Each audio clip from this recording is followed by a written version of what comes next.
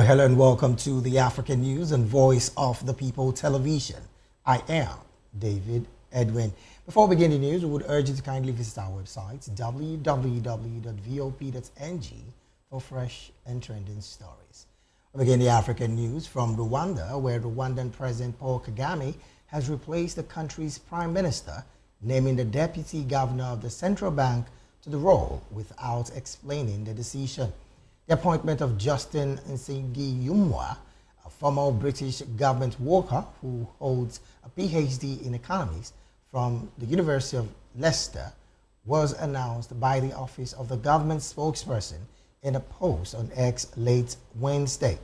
The post did not say why the incumbent, Edward Ngirente, was dropped. Ngirente, who had been prime minister since 2017, thanked Kagame on X, but did not elaborate on the reasons for his departure. In Rwanda, the prime minister is the head of government and is responsible for the running of the government's day-to-day operations. Rwanda last held elections in 2024 when Kagame was re-elected with 99.18% of the vote, extending his quarter century in office. Brazil is finalizing its submission to join South Africa's genocide case against Israel's actions in Gaza at the International Court of Justice. The Foreign Ministry said in a statement on Wednesday.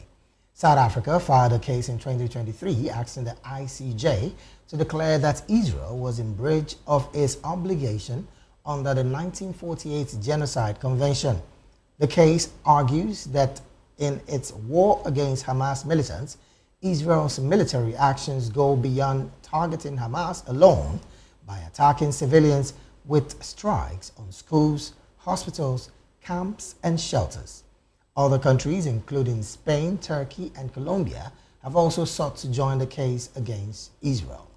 In a statement, the Brazilian government accused Israel of violations of international law, such as the annexation of territories by force, and it expressed deep indignation at violence suffered by the civilian population.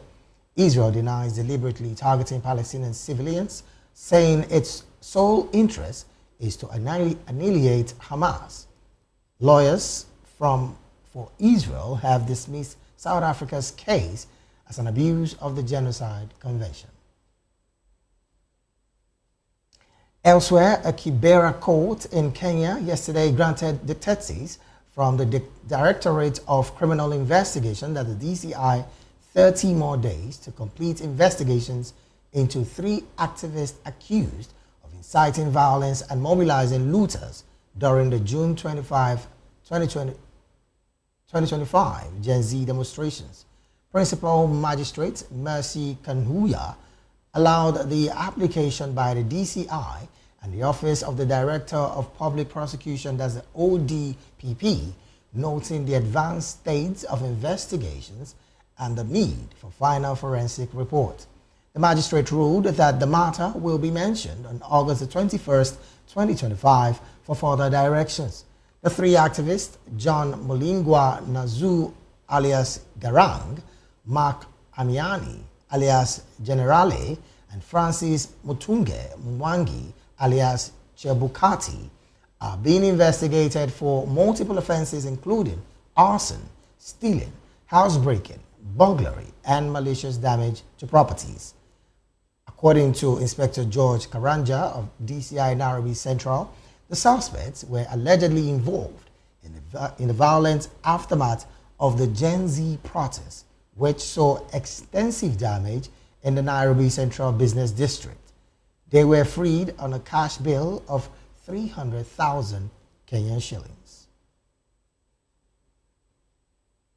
In the meantime, Kenyans have raised concerns over the funding of the 60,000-seater Talanta Stadium. This follows the listing of the Linzo Finco infrastructure bond at the Nairobi Securities Exchange. President William Ruto on Wednesday, July the 23rd, officiated at the bell-ringing ceremony at the Nairobi Balls to mark the listing of the Lindsay 003 bond, whose proceeds will fund the stadium. The bond listed by Lindsay Finkel, LLP, seeks to raise 44.9 billion Kenyan shillings to finance the construction of the stadium. Ruto noted that the proceeds will be directly allocated to the construction of Talanta, Kenya's first large-scale purpose-built international stadium project in over 40 years. The announcement sparks debate among Kenyans, with the majority raising concerns over cost and comparing it with regional and international stadiums. Moving on, there are reports that says Angola oil-backed loans owed by China will drop to around $7.5 billion to $8.0 billion by the end of the year. The director of the country's debt management office has said, as the government moves to reduce its reliance on resource-backing financing. According to Dorivaldo Texera, who is director of debt management unit in the finance ministry, all debt collateralized by oil revenues is concentrated in agreement with China, which have been gradually reduced in recent years. Angola has been trying to reduce its exposure to resource-backed loans amid a more challenging external environment that has seen volatility in commodity prices, higher interest rates, and changing risk perceptions. Oil-backed loans to China stood at $10.146 billion at the end of last year, official data has shown, and had already dropped to $8.943 billion at the end of last month. Angola stopped contracting asset-backed loans with China in 2017, according to Texera, when he told newsmen on Wednesday. Moving on, the Secretary General of the East African Community, that's the EAC, Veronica Nduva, has concluded a 3-day official visit to the Republic of Uganda. The visit was marked by high-level engagement aimed at strengthening regional integration and enhancing cooperation. During the visit, the Secretary General paid a courtesy call on the President of the Republic of Uganda, Yoweri Kaguta Museveni, at State House in Entebbe. The two discussed key regional integration priorities, including the need for deeper cooperation among EAC partner states. While receiving the guest, President Museveni reaffirmed Uganda's commitment to the EAC integration agenda and emphasized the importance of intra-regional trade and sharing infrastructure in achieving economic prosperity across the bloc. The Secretary General also visited the Lake Victoria Fisheries Organization, that's the LVFO headquarters in Jinja, Uganda, where she was briefed on ongoing projects aimed at supporting sustainable fishery management, research, and cross-border collaboration in Lake Victoria. During the visit, Nduva emphasized the importance of science-based policy development, environmental sustainability, and the role of LVFU in driving the EAC's Blue Economy strategy. Still in Uganda, Uganda has officially opened a new diplomatic mission in Vienna, Austria, in a move aimed at deepening cooperation with the International Atomic Energy Agency, that's the IAEA, as the country accelerates its ambitions to harness nuclear energy for domestic power generation. The announcement followed a high-level meeting on July the 21st, 2025, between Uganda's Permanent Secretary for Foreign Affairs, Vincent Bagire, and IAEA Director General, Rafael Mariano Grossi, at the agency's headquarters in Vienna. According to the Ministry of Foreign Affairs, Bagire informed the IAEA chief that Uganda had established a mission in Vienna for ease of collaboration and enhanced effective coordination as Uganda develops its nuclear capability to generate power from domestically sourced uranium. Bagire was accompanied by Uganda's ambassador to Germany, Stephen Mumbiru, who is also accredited to Austria, as well as Deputy Head of Mission Dora Kutesa and senior officials Anthony Agama, Anne Nabasa, and Isabella Nakelema. The decision to open a new mission comes amid ongoing government efforts to rationalize Uganda's diplomatic footprint, with some embassies under scrutiny for underperformance and limited activities.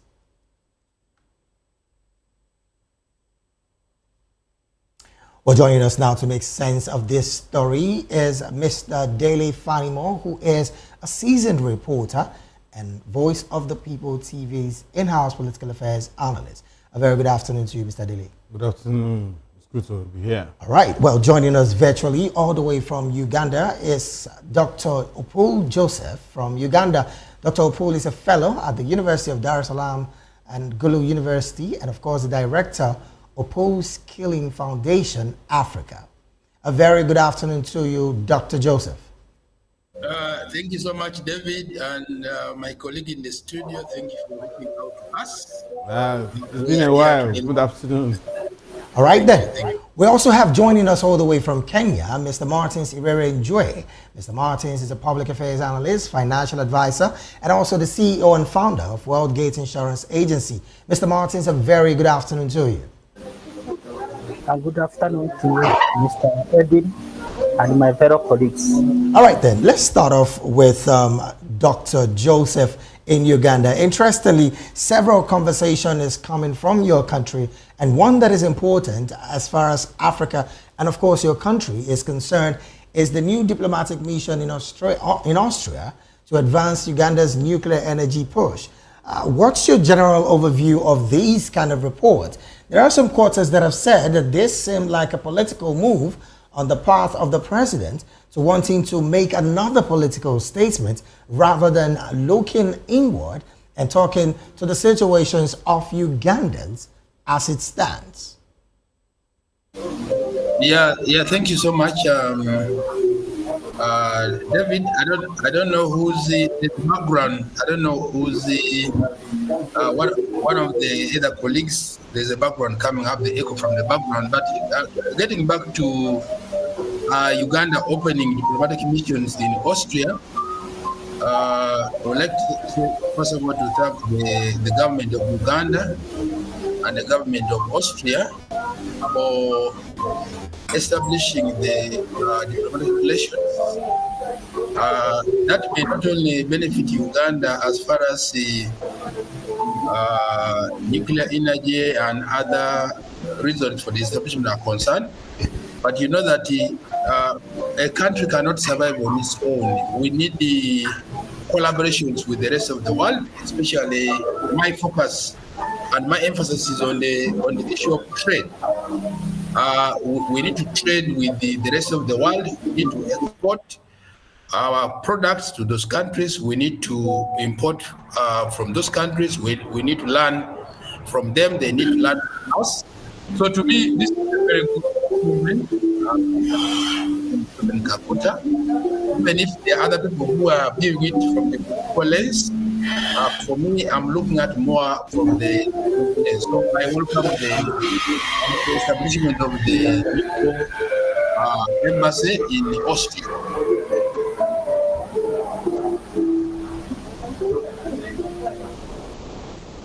Yes, David.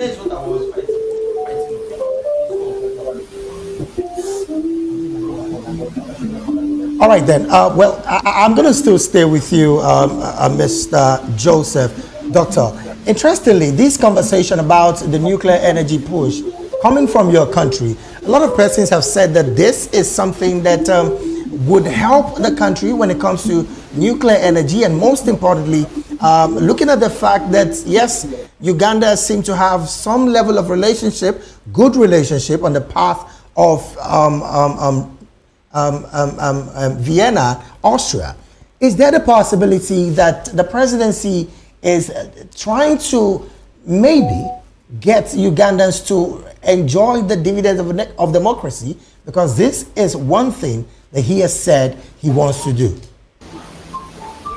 I think President Yoweri Museveni, everything that he does, especially as far as foreign missions are concerned, does it in the best interest of the people of Uganda, and therefore there's nothing that he does which, according to him, does not benefit the people of Uganda socially, economically, and politically.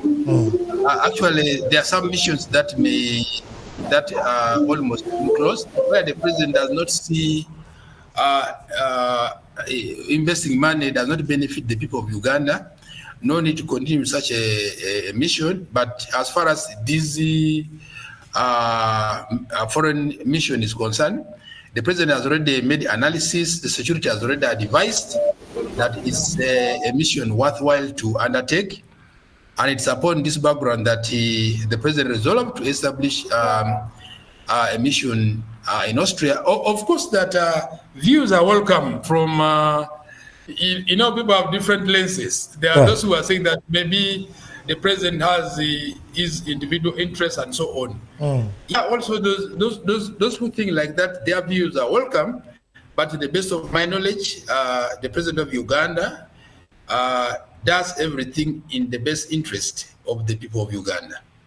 Okay, well, again, you want to say that on the path of the presidency having the best interest of Ugandans, but some persons who want to say that seem to be a far-fetched situation.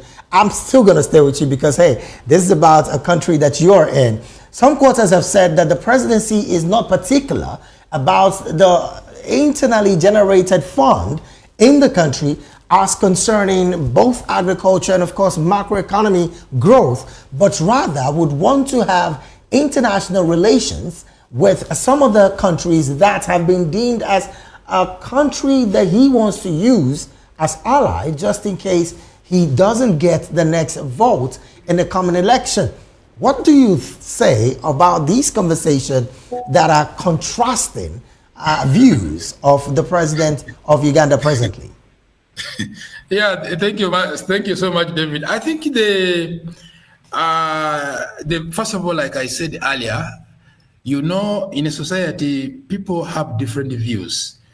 There is no situation where you can have only one lens of reasoning, one lens of thinking.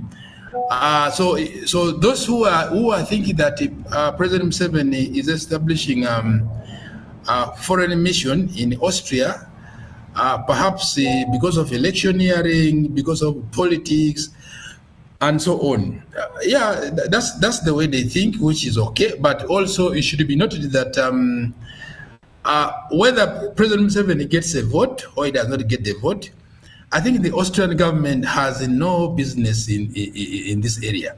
President Museveni has been winning elections without this mission, and like I told you earlier, in case he loses election, I think he has other businesses to do. He can go and look after his cows. He can go and stay at home, look after the children, and many more others. So it shouldn't be tied that maybe Austrian relationship is going to boost him politically or democratically. But of course, that if the people of Uganda see the foreign mission that is being established is beneficial to them, you are talking about the businesses, you're talking about the farmers. So the farmers should be seeing that how can we be able to export our agro products to Austria? How can we be able to partner them within the area of business and many more others? That's how the farmers and the business community are viewing this foreign mission, so that it benefits them. Of course, also there are some basics. I mean, some jobs will be created. They are going to send people in the embassy. The ambassador will be there on top of the one who is currently sitting there. Right. So I am sure that all these are for the good of the people of Uganda, according to me. But also we allow the views of other people who think that this may not necessarily be in the interest of the people of Uganda. Maybe it's all in the interest of President Yoweri Museveni Kaguta. That's the way they think, which is also welcome. Well, I would still come to you, particularly on debt management in your country, even though some part of your views, some quarters have critically said something different. But I'm going to come to you. Let's take it straight to Kenya, where Mr. Martins is presently with us. Interestingly, the court has allowed DCI more time to investigate the activists that are still in custody. Some quarters have said that this is becoming one too many, and of course suppressing dissent in disguise as rule of law enforcement. What is your take with this conversation about the fact that some are saying this is the government trying to prosecute the Gen Z protesters, an effort to really clamp down on them even more? What's your position on this first? And then looking at the fact that businesses were affected as a result of that demonstration, which again would affect the economy in general terms. But what's your position basically in all of this conversation? And you can as well unmute your mic so that we can hear you as well. Thank you. You can hear me well? Definitely. Go ahead. Thank you so much. Thank you for Joseph from Uganda and the colleagues on the studio. Basically, Edwin, we have to understand that the protest of Gen Z from it started way back. So what happened on 25th is a culmination of August 20 of June 2024. If we see what is happening in this case is that government want to suppress the will of the people, because Gen Z are the one who are steering this protest in pushing government to listen to the will of the people. And essentially, it happened that goons were deployed to disorient the protest for Gen Z, whereby they were extending their issue to government so that their issue can be heard and listened. But we have seen people prosecuted because of terrorists. I want to urge you, Edwin, it is very wrong, it is inhuman for a country to praise its people in such a crime. Terrorists, people who want government to listen to their issues, you cannot prosecute them on a basis of terrorists.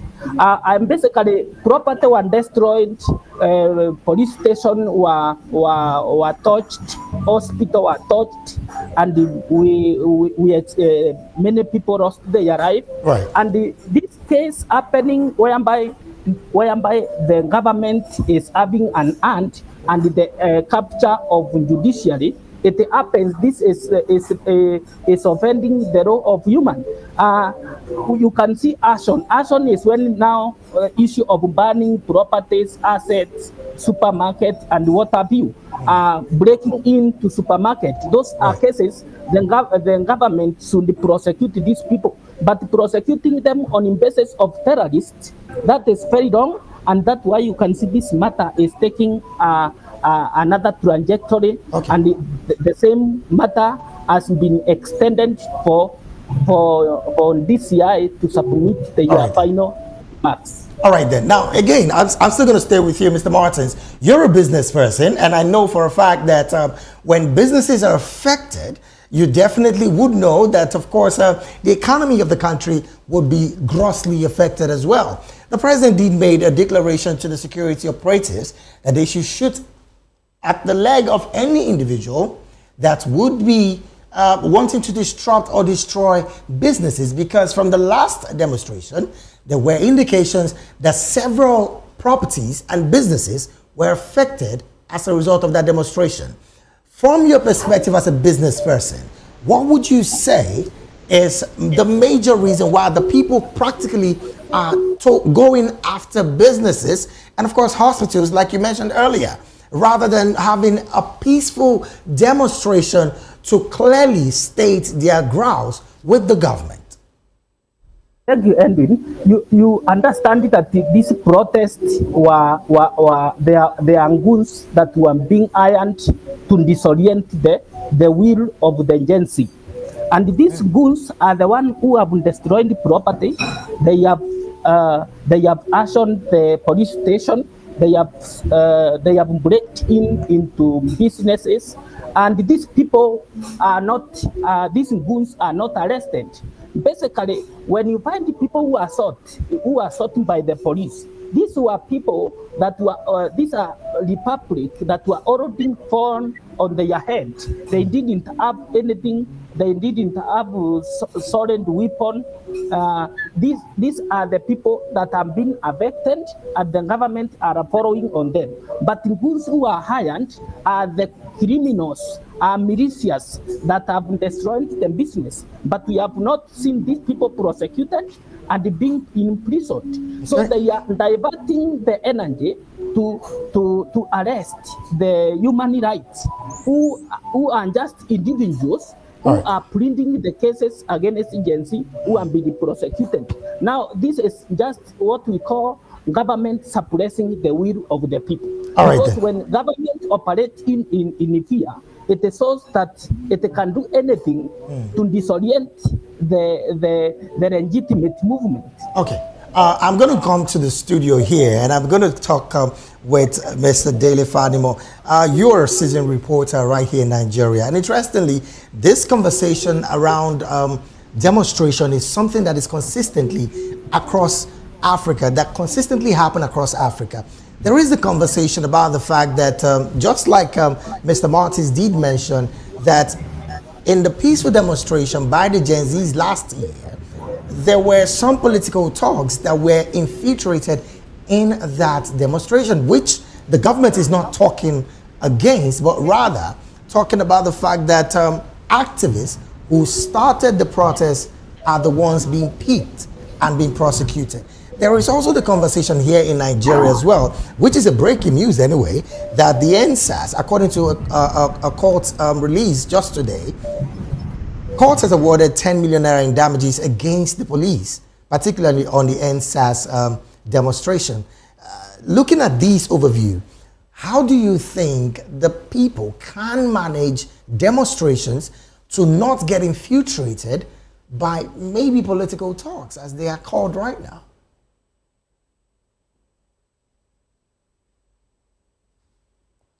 So, Mr. Dele Fadimo, so again, what again do you think that the people can do better when it comes to demonstrations? It's a two-way thing. The demonstrators and the law enforcement agents. You see, on the side of the police or security agents, there's something called rules of engagement. Okay. And I am aware that when you are trying to control, mark the word control, demonstration, you are supposed to use minimal force. On the part of the security agencies? Yes. Okay.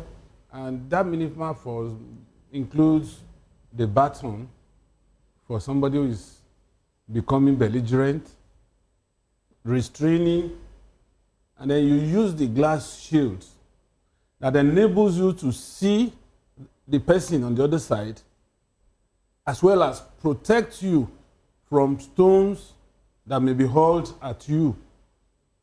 Then you can use tear gas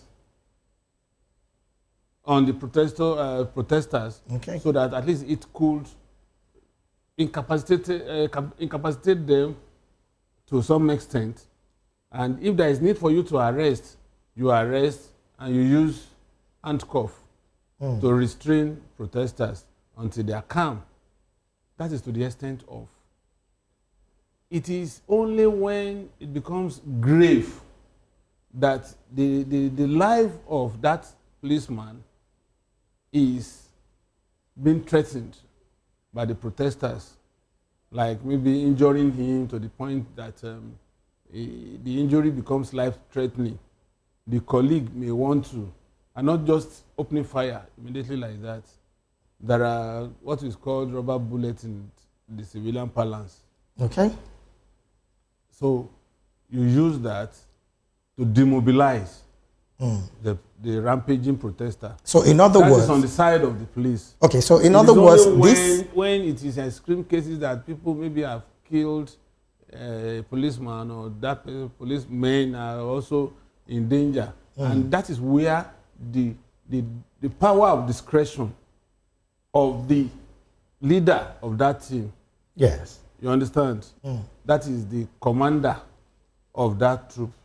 The highest ranking person automatically assume the position of the commander who gives order on what to do. And that is why if the soldier, the policeman, becomes unruly to the extent that he had breached the right of the protester, it may not necessarily, the actual policeman may not necessarily be fished out immediately. So in other words, that officer carries the burden of whoever did that until it's fished out. So in other words, according to the ruling of the Federal High Court today, sitting in Lagos, that has awarded the 10 million naira in damages against the Inspector General of Police, the State Commissioner of Police, and of course, saying that they violated the fundamental rights of several peaceful protesters at the NSAS protest. So this particular kind of judgment, what overview does this give to the government that was, of course, in power as against protesters who were peaceful at the time? You see, we were also monitoring events during the NSAS period. And right. What we found out is that initially the protest for the first few days was peaceful, and until hoodlums infiltrated the ranks of the protesters. Because initially the protesters were singing and maybe... So it's more like a major concert. So, people were bringing in their camp gas to cook for other protesters. People were bringing in bags of sachet water, bags of bottled water, mineral and all that, just to sustain the tempo. But suddenly hoodlums infiltrated them. But the point is, the essence of that judgment is to show that at some point during that protest, the police infringed on the fundamental human right of the protesters, right, which is a major indictment on the police. Okay. So, but unfortunately, the 10 million naira judgment is unenforceable. How do you mean? Who is to be paid? Who qualifies for part of the 10 million naira? The families of the ones that lost their life at the NSAS protest, who, of course, might be, if the documentation is there. Nobody has said that. Nobody has come forward to tell us that he lost his family member. There are quite a number of them online. No, what I'm saying is, with evidence, at the end of the day, you find out that the judgment had been passed, but enforceability becomes a problem. But it's not lost on Nigerians that the police actually went beyond their operational guidelines during the protest. That seemed to be a major one there, because when it comes to security operatives, we only would say that hopefully they would start getting it right. And I'm still going to go back to Kenya, where we have with us Mr. Martins. Interestingly, the conversation about the stadium that has been that's to be built by the president for about 44.9 billion Kenyan shilling. And of course, that is going to go through a loan. As a business person, what's your overview of this particular story when you first saw it? Because some persons have said, look, the people are hungry, the people are complaining. The economy is not doing well. Agriculture is not even yielding the interest that it was supposed to yield according to your budget estimates. And then you want to spend 44.9 billion Kenyan shilling on a stadium. What's your general overview, Mr. Martins? About to Gen Z, about to the Kenyan issues. I don't know whether I can give it a minute to comment. All right, go ahead. Yeah, thank you so much, my colleague from Nairobi and the colleague in the studio. Well, about the Kenyan situation, I think the government or President William Ruto, Doctor, needs to focus on the solution, the real solution that is affecting to the Gen Z community in Kenya. These other approaches of extending this repression, shoot the leg, shoot the head, and all this, I can assure you, those are just Panadol approaches. They are just temporal solutions to the problem. The government of Kenya, the president of Kenya, the leadership of Kenya should focus on addressing the problems of that is affecting the Gen Z community in Kenya.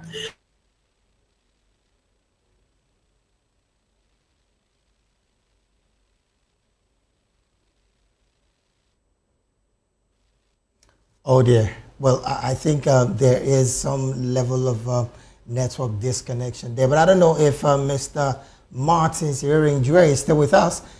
Let's have your view as well about the situation in your country, where the presidency is thinking of having to construct a 44.9 billion Kenyan shilling stadium in the country. In Africa, not only in Kenya, we do commend government projects, especially those that are harnessing talent and sustaining life. Building the stadium is one of the things that it is not only in Kenya, it extends the talent across Africa and in globally. But now the issue comes whereby corruption is involved. When corruption is involved, it will disorient the main purpose. Recently, it was about to happen that we will not only the Chan tournament because of this. The stadium been under standard. Right. They have been built in a way that they don't meet the criteria or the parameter set. Okay. And all this is about corruption. When corruption is involved, it can disorient the key factor of the project. And that's why you can see 44.5 something billion allocated to stadium. You find that stadium was set to be grade 1, but you find the finances that has been or the funds that have been sustained that project, it is below the grade 1 standard. That means corruption in Africa is something that we should be fought tooth and nail. Okay. Secondly, this stadium in Africa, Africa is rich of not only minerals and other things, but even talent. But this talent has been suppressed because of the corruption that we can see happening in the government, opulence. Right. So the 44.5 something billion being located to the stadium, you find the money at the end of the project. The money that has been utilized is 20 billion, and when you ask where 15 point something billion has been allocated to, you cannot tell. All it is basically something else. There is rooting in an industrial scale in Africa, which we should cap. Quite unfortunate. Well, let me go back to Uganda, where Dr. Joseph is still with us. Well, while you chime in, because the network did take you out when you were giving your opinion on the Kenyan issue, while you chime in on that, in maybe one sentence, take us through the part of trust deficit on, of course, conversations surrounding debt management, both in Angola and, of course, your country as well, because a lot of persons are looking at the fact that, yes, there also should be some integration of strengthening regional relationship, so to say, when it comes to Africa as a whole. But then, let's have your chiming in on that particular situation that you were going to conclude on before the Kenyan situation. Okay, I think I was commenting on the Gen Z issue. Yes. I think the network caught me off. Right. I was saying that President William Ruto, doctor, and the government of Kenya, the people of Kenya, the leadership of Kenya, they need to address the real problems affecting the Gen Z community in Kenya. The issue of shooting the leg, shooting the head, DCI, prolong this and all this, I know those will be temporal solutions. but the JS community are looking for a permanent solution affecting them, issues of unemployment, issues of cost of living, and many more others. Good governance, you're talking about debts and all this. That's what the JS community is looking for. Right. Failure to do that, they will continue reoccurring.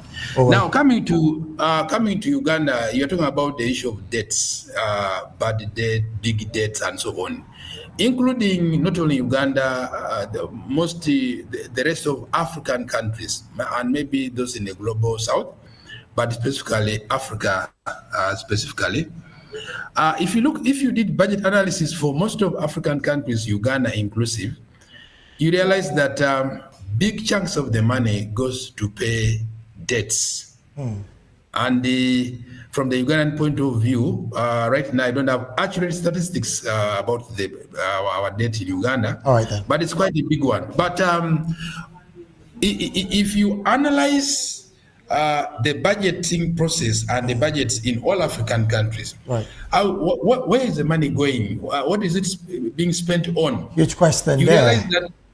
realize that most of the money goes into the military, most of the money goes into it's important to have security of our people, it's important to defend our people, but I can assure you that some of the wars that we have in Africa are not necessary wars. I have been reading the neutrality policy of Switzerland.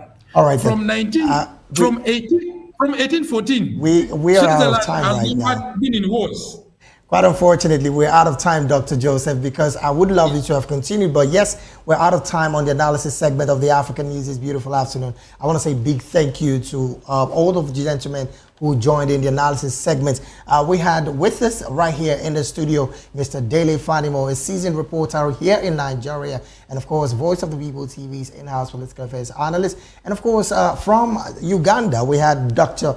Joseph Opul, who joined us virtually. Dr. Joseph is a fellow at the University of Dar es Salaam, Gulu University, and of course, the director of Opul Scaling Foundation in Africa. Also virtually joining us from Kenya is Mr. Martin Sirere Njue, who is a public affairs analyst, a financial advisor, and of course the CEO and founder, Wealthgate Insurance Agency. Gentlemen, thank you so very much for being here. It's my pleasure. Thank you very much. Well, the rest of the African news will continue shortly with business and sports just after this quick break. Do stay with us.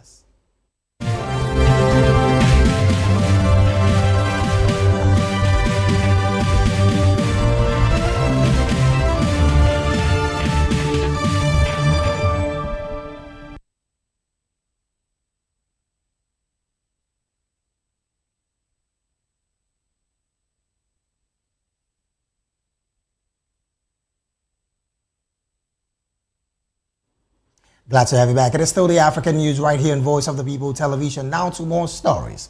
Malawi has been ranked among the top 50 most self-sufficient African countries in terms of food production.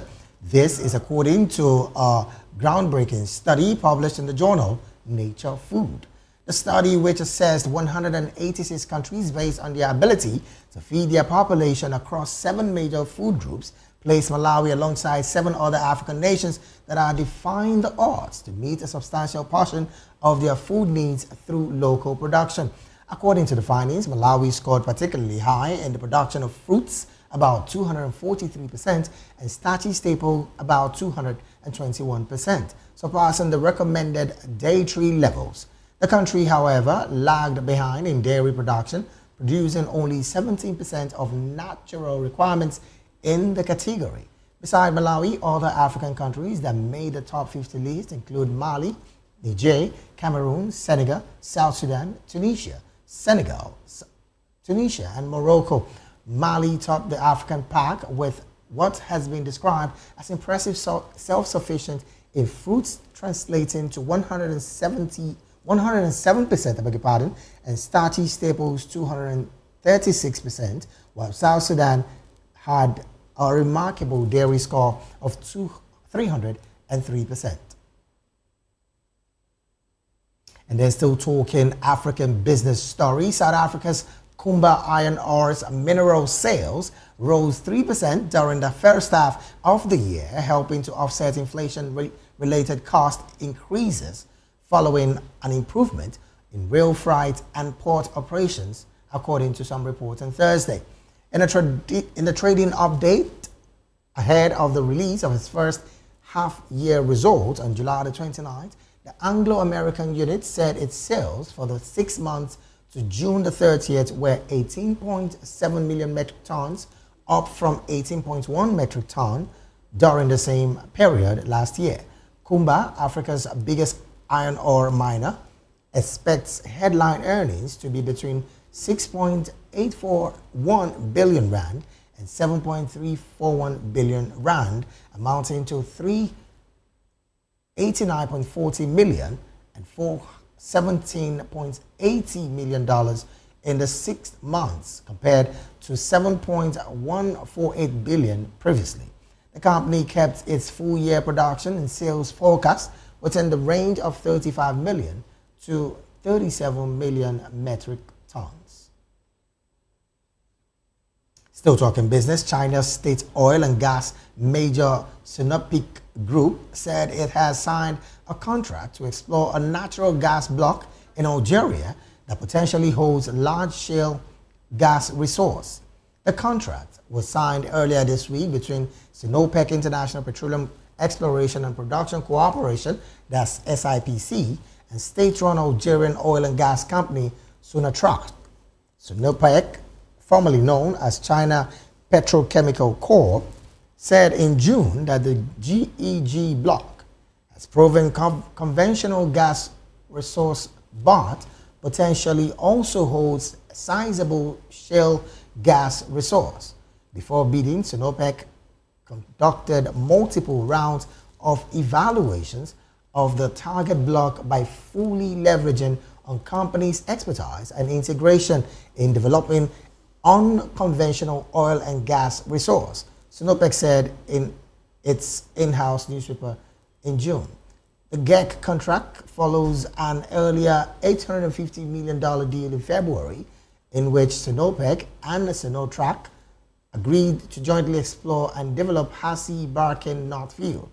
Independent Chinese firm Zhongman Petroleum and Natural Gas Company also signed a contract this week to explore and develop Zarafa, the second natural gas block in Algeria, following a tender award last month, ZPEC said in its official WeChat platform. And to wrap up the Africa news, we'll go straight talking some sports. The Super Falcons have arrived in Rabat ahead of their 2024 African Women's Cup of Nations final clash with host, the Atlas Lionesses of Morocco. Coach Justin Magudu's side is scheduled to hold their first training session later this evening at the FUS Academia. The opening 15 minutes of the session will be open to the media. A closer session is also planned for Friday at the same time as the team wraps up preparations for the high-stakes encounter. The 9-time champions will face Morocco in the WAFCON 2024 finals of the Olympics at the Olympic Stadium in Rabat on Friday. The Super Falcons booked their place in the final after a Hartford 2-1 victory over South Africa's Banyana Banyana in the semi-finals on Tuesday. Still in sports, head coach Eric Shell of Nigeria has unveiled his final 23-man squad for the year's Africa Nations Championship to be co-hosted by Kenya, Uganda, and Tanzania. Shell, who announced his squad in a statement, said that the team will storm the tournament with 3 goalkeepers, 7 defenders, 6 midfielders, and 7 forwards. At their last outing in 2018, the home-based Super Eagles reached the final but lost 4-0 to host Morocco. And with that story, we've come to the end of African News right here on Voice of the People Television. Do well to subscribe to our YouTube channel. On YouTube, we're at Voice of the People TV, and on all other social media platforms, we are at VOP TV Live. Thank you so very much for being a part of this broadcast. I am David Edwin. Do have a good afternoon.